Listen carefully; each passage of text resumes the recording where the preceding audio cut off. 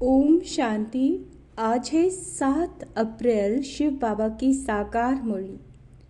आज मीठे बाबा कहते हैं, मीठे बच्चे, सबसे अच्छा है दैवी गुण शांत रहना, अधिक आवाज में ना आना, मीठा बोलना।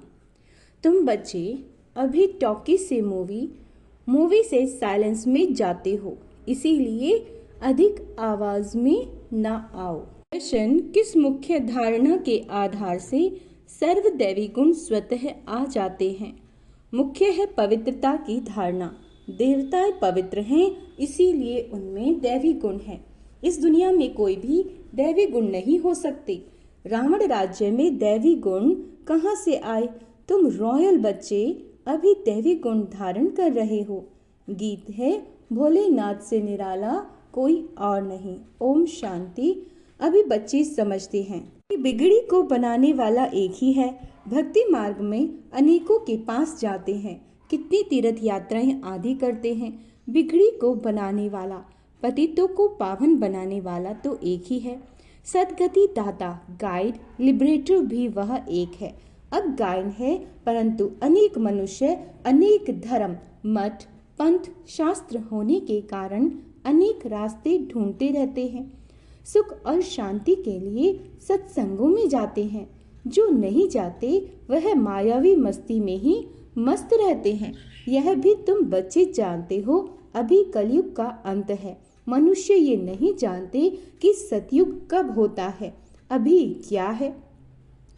ये तो कोई बच्चा भी समझ सकता है।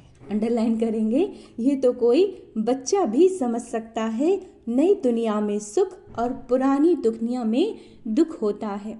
इस पुरानी दुनिया में अनेक मनुष्य हैं, अनेक धर्म हैं। तुम कोई को भी समझा सकते हो। ये है कलयुग और सतयुग पास्ट हो गया है।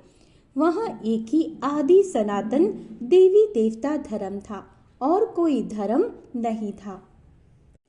बाबा ने बहुत बार समझाया, फिर भी समझाते हैं।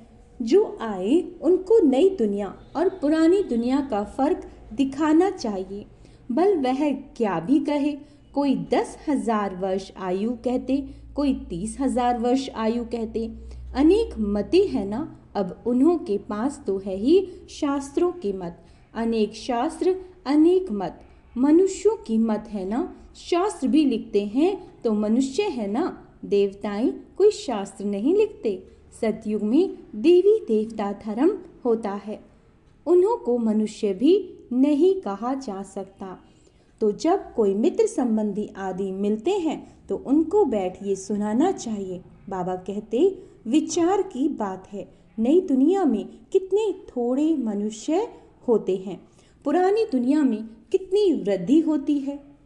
सतयुग में सिर्फ एक देवता धर्म था, मनुष्य भी थोड़े थे। बाबा कहते, दैवी गुण होते ही देवताओं में है, मनुष्यों में नहीं होते।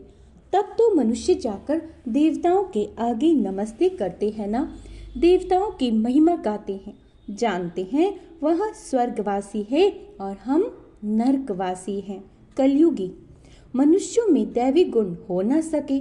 कोई कहे फलाने में बहुत अच्छे दैवी गुण हैं, बोलो नहीं, दैवी गुण होते ही नहीं।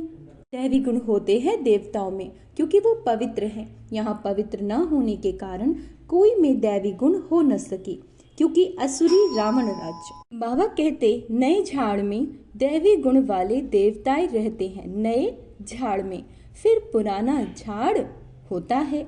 रावण राज्य में दैवी गुण वाले हो न सके।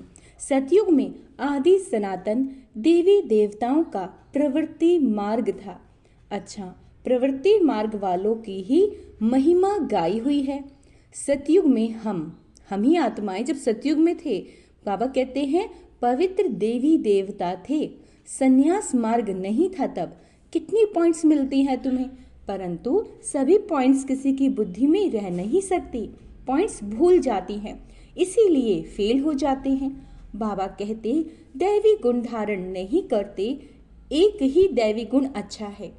जायज़ी कोई से न बोलना, मीठा बोलना, बहुत थोड़ा बोलना चाहिए, क्योंकि तुम बच्चों को टॉकी से मूवी और मूवी से साइलेंस में जाना है।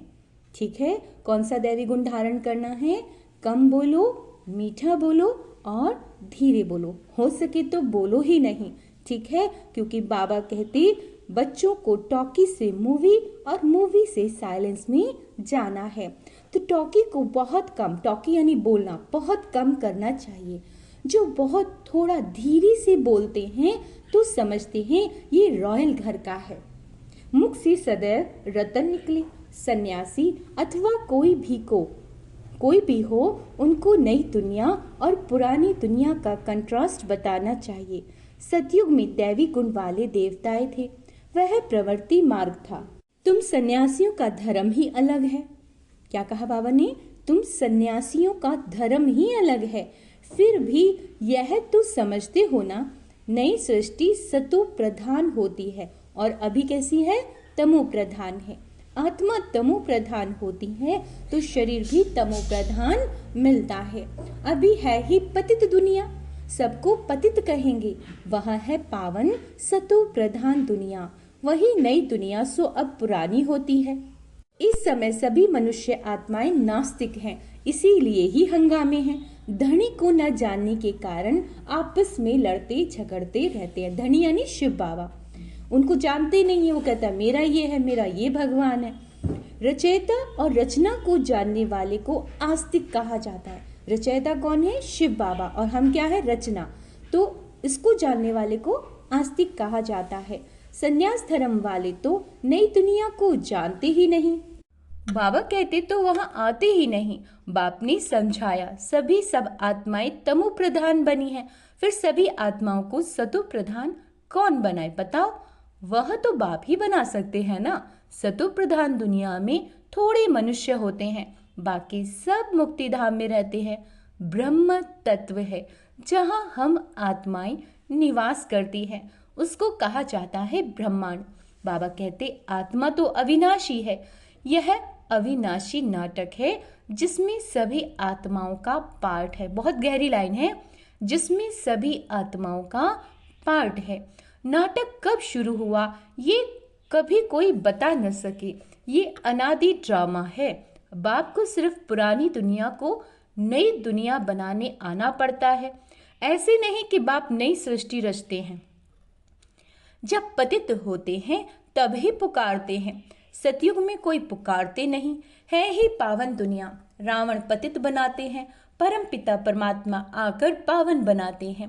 आधा आधा जरूर कहेंगे। ब्रह्मा का दिन और ब्रह्मा की रात आधा आधा है। ज्ञान से दिन होता है, वहाँ अज्ञान है नहीं। भक्ति मार्ग को अंधियारा मार्ग कहा जाता है। देवताएं पुनर्जन्म लेते लेते फिर अंधियारे में आते हैं। बाबा कहते इसीलिए इस सीढ़ी में दिखाया है मनुष्य कैसे सतो रजो तमो में आते हैं। अभी सबकी जड़जड़ीभूत अवस्था है। बाप आते हैं ट्रांसफर करने, अर्थात मनुष्य को देवता बनाने। जब देवता थे तो असुरी गुण वाले मनुष्य नहीं थे। अभी इन असुरी गुण वालों को फिर दैवी गुण वाला कौन बनाए? अभी तो अनेक धर्म अनेक मनुष्य हैं। बाबा कहते लड़ते झगड़ते रहते हैं। सतयुग में एक धर्म है तो दुख की कोई बात ही नहीं। शास्त्रों में तो बहुत दंत कथाएं हैं जो जन्म जन्मांतर पढ़ते आए हैं। बाप कहते हैं ये सब भक्ति मार्ग के शास्त्र हैं, उनसे मुझे प्राप्त नहीं कर सकते हो। मुझे तो स्वयं एक ही बार आकर सबकी सदगति करनी है। बाबा कहते ऐसे वापस कोई जा न सके। बहुत धैर्य से बैठ समझाना चाहिए, हंगामा भी ना हो। उन लोगों को अपना अहंकार तो रहता है ना। साधु संतों के साथ फॉलोवर्स भी रहते हैं, झट कह देंगे इनको तो ब्रह्मा कुमारियों का जादू लगा है। सयाने मनुष्य जो होंगे वह कहेंगे यह विचार करने योग्य बातें हैं। मेले प्रदर्शनी में अनेक प्रकार के आते हैं। प्रदर्शनी आदि में कोई भी आए तो उसे बड़े धैर्य से समझाना चाहिए, जैसे बाबा धीरज से समझा रहे हैं।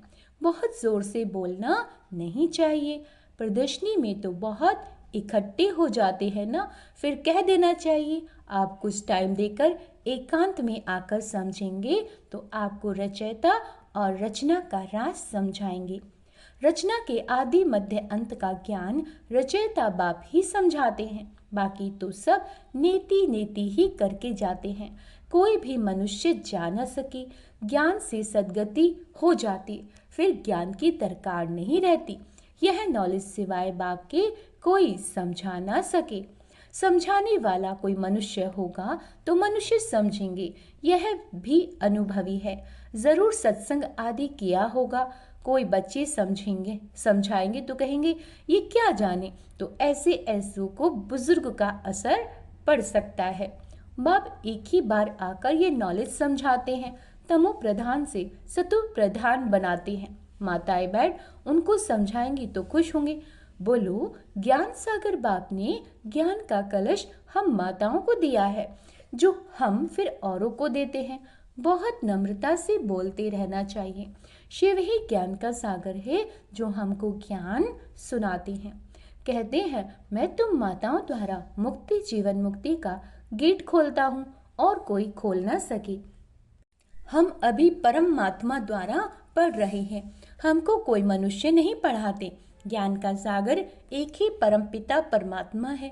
तुम भक्ति के सागर हो, भक्ति की अथॉरिटी हो, न कि ज्ञान की। ज्ञान की अथॉरिटी एक मैं ही हूँ। महिमा भी एक की करते हैं, वही ऊंचे ते ऊंचे हैं, हम उनको ही मानते हैं। वह हमको ब्रह्मा तन से पढ़ाते हैं, इसलिए ब्रह्मा कुमार कुमारियां गाए हुए हैं। ऐसे बहुत मीठे रूप में बैठ समझाओ, भल कितना भी पढ़ा हुआ हो, ढेर प्रश्न करते हो। पहले पहले तो बाप पर ही निश्चय कराना है। पहले तुम यह समझो, रचना बाप है व नहीं। सभी का रचयिता एक ही शिव बाबा है, वही ज्ञान का सागर है। बाप, टीचर, सदगुरु, पहले तो ये निश्चय बुद्धि हो कि रचता बाप ही रचना के आदि मध्य अंत का ज्ञान देते हैं, वही हमको समझाते हैं। वह तो जरूर राइट ही समझाएंगे, फिर कोई प्रश्न उठ न सके। बाप आते ही हैं संगम पर, सिर्फ कहते हैं मुझे याद करो तो तुम्हारे पाप भस्म हो जाएंगे। हमारा काम ही है पतितों को पावन बनाने का। अभी तमो प्रधान दुनिया है, पतित पावन बाप बिगर कोई भी जीवन मुक्ति मिल ना सके। अभिज्ञान बाबा कहते गंगा स्नान करने जाते हैं तो पतित ठहरे ना। मैं तो कहता नहीं हूँ कि गंगा स्नान करो, मैं तो कहता हूँ माँ में कम याद करो। मैं तुम सभी आशिकों का माशूक हूँ। तो हम क्या हुए बाबा के आशिक, सभी एक माशूक को याद करते हैं। रचना का क्रिएटर एक ही बाप है। वो कहते हैं, क्या कहते हैं, देही अभिमानी बन मुझे याद करो। I am a point of light, मैं एक प्रकाश का पुंज हूँ, मैं एक आत्मा हूँ। ऐसे फिर मुझे याद करो। तो इस योग अग्नि से विक्रम विनाश होंगे। यह योग बाप अभी ही सिखलाते हैं, जबकि पुरानी दुनिया बदल रही है और विनाश सामने खड़ा है। अभी हम देवता बन रहे हैं। बाप कितना सहज बताते हैं। बाप के सामने भल सुनते हैं, परंतु एक रस हो नहीं सुनते, बुद्धि और तरफ भागती रहती है।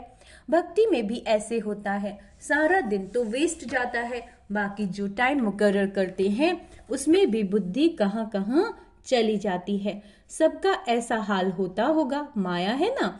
कोई कोई बच्चे बाप के सामने बैठ ध्यान में चले जाते हैं, ये भी टाइम वेस्ट हुआ, कमाई तो नहीं हुई। बाप तो कहते हैं याद में रहो जिससे विक्रम विनाश हो। ध्यान में जाने से बुद्धि में बाप की याद नहीं रहती। इन सब बातों में बहुत घोटाला है। तुमको तो आंखें बंद भी नहीं करनी, याद में बैठना है ना। आंखें खोलने से डरना नहीं चाहिए। आंखें खुली हो, बुद्धि में माशूक की याद हो। आंखें बंद करके बैठना ये कायदा नहीं। बाप कहते हैं याद में बैठो, ऐसे थोड़े ही कहते हैं आंखें बंद करो। आंखें बंद कर कंधा ऐसे नीचे अगर बैठोगे तो बाप कैसे देखेंगे। आंखें कभी बंद नहीं करनी चाहिए।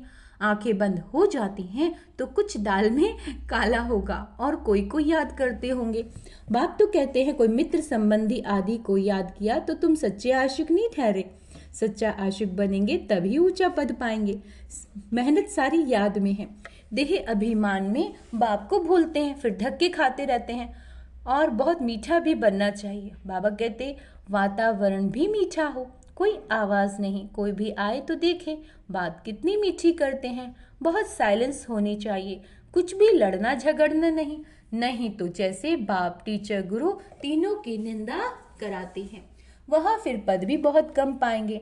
बच्चों को अब समझ भी मिली है। बाप कहते हम तुमको पढ़ाते हैं उच्च पद पाने, पढ़कर फिर औरों को पढ़ाना है। खुद भी समझ सकते हैं, हम तो कोई को सुनाते नहीं तो क्या पद पाएंगे, प्रजा नहीं बनाएंगे तो क्या बनेंगे, योग नहीं ज्ञान नहीं तो फिर जरूर पढ़े हुए के आगे भरी ढोनी पड़ेगी।